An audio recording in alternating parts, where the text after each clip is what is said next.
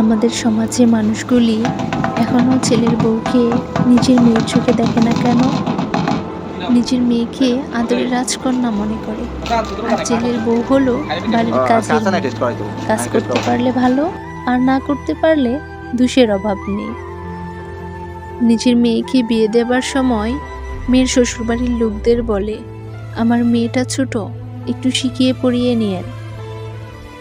আমাদের অনেক আদরের মেয়ে, অনেক আদরে বড় করেছি, বাসায় কোনো কাজ করেনি, আমাদের মেয়ে কোনো কাজ করতে পারে না, একটু শিখিয়ে নেবেন।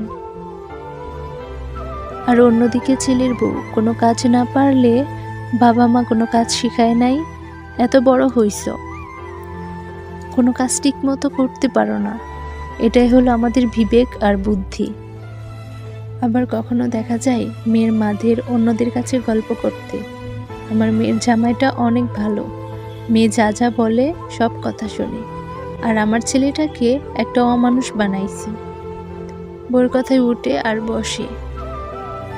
এটাই হলো বাস্তবতা। নিজের মেয়েকে তার জামাই ভালোবাসলে তাতে কোনো ভেজাল নেই, আর যদি ছেলে তার বউকে একটু ভালোবাসে তাহলে ছেলে অমানুষ, ছেলেকে তারা মানুষ বানাতে পারেনি। আমরা কেন বুঝি না?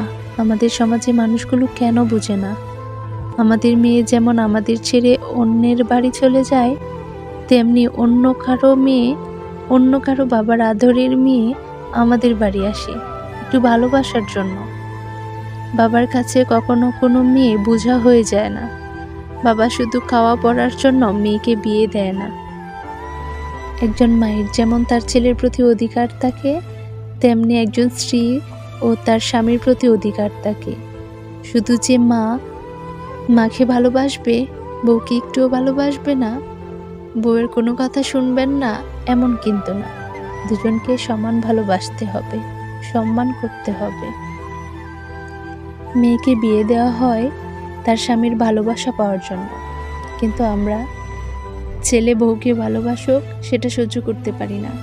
ছেলের বউকে ভালোবাসলে সে ছেলে বউ পাগল হয়ে যায়, বউয়ের গোলাম হয়ে যায়। প্রতিটি মেয়ে তার চোখে হাজারটা স্বপ্ন নিয়ে শ্বশুর বাড়ি আসে।